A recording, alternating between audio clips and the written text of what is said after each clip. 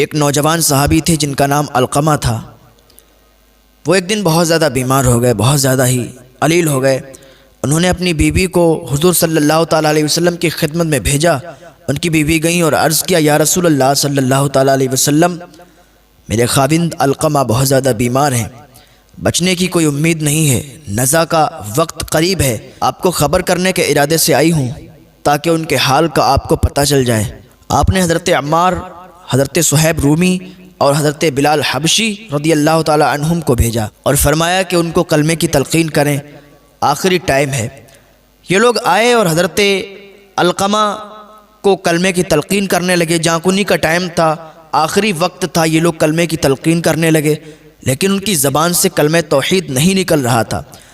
ان لوگوں نے حضور صلی اللہ تعالیٰ علیہ وسلم کو خبر پہنچائی کہ حضور، علقمہ کی زبان سے کلمہ توحید نہیں نکل رہا ہے، کلمہ نہیں پڑھ رہے ہیں، یہ ان کی زبان سے نہیں نکل رہا ہے۔ حضور صلی اللہ تعالیٰ علیہ وسلم تشریف لائے۔ آپ نے فرمایا کہ ان کے والدین زندہ ہیں؟ تو کسی نے عرض کیا، یا رسول اللہ صلی اللہ تعالیٰ علیہ وسلم، ان کے باپ تو فوت ہو چکے ہیں، ان کی والدہ زندہ ہیں جو بہت زیادہ بوڑھی ہیں۔ آپ نے فرمایا کہ ان کو بلایا جائے۔ وہ آئیں۔ آنے کے بعد آپ نے ارشاد فرمایا، آپ کا بیٹا کیسا تھا؟ تو اس بوڑھی نے کہا کہ میرا بیٹا بہت زیادہ نماز کا پابند، تہجد گزار تھا۔ حضور صلی اللہ تعالیٰ علیہ وسلم نے فرمایا، میں یہ نہیں پوچھتا، میں تو یہ پوچھتا کہ آپ کے حق میں آپ کا بیٹا کیسا تھا، کیسا سلوک کرتا تھا آپ کے ساتھ۔ تو اس کی ماں کہنے لگی کہ میں اس سے بہت ناراض ہوں، کیونکہ یہ میرے اوپر اپنی بیوی کو ترجیح دیتا تھا، اپنی بیوی کو زیادہ چاہتا تھا، اور اس کی وجہ سے مجھے سخت تکلیف بھی دیا کرتا تھا۔ حضور صلی اللہ تعالیٰ علیہ وسلم نے فرمایا کہ اب تو اسے معاف کر دے۔ اس نے کہا، میں معاف نہیں کروں گی۔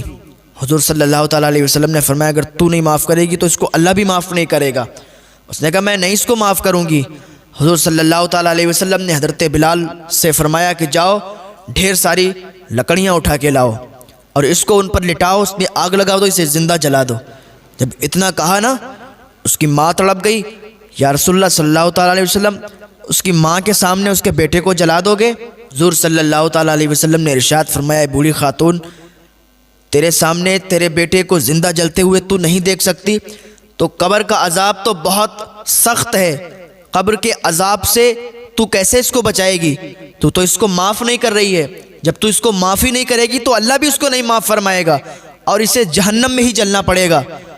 تو جب تو اسے معاف کر دے گی تو یہ بخش دیا جائے گا اور جنت چلا جائے گا۔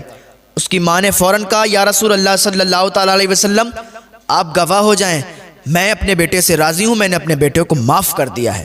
جب اتنا کہا تو پھر علقمہ نے کلمہ بھی پڑھ لیا، لا الہ الا اللہ کی صدائیں لگائیں اور فوراً انتقال کر گئے، وصال کر گئے۔ تو ماں جیسے ہی راضی ہوئی، دنیا سے چلے گئے، رخصت ہو گئے، وصال کر گئے۔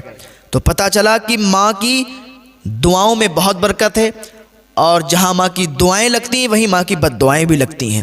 اگر ماں راضی ہے تو اللہ راضی ہے، اگر ماں ناراض ہے تو اللہ بھی ناراض ہے۔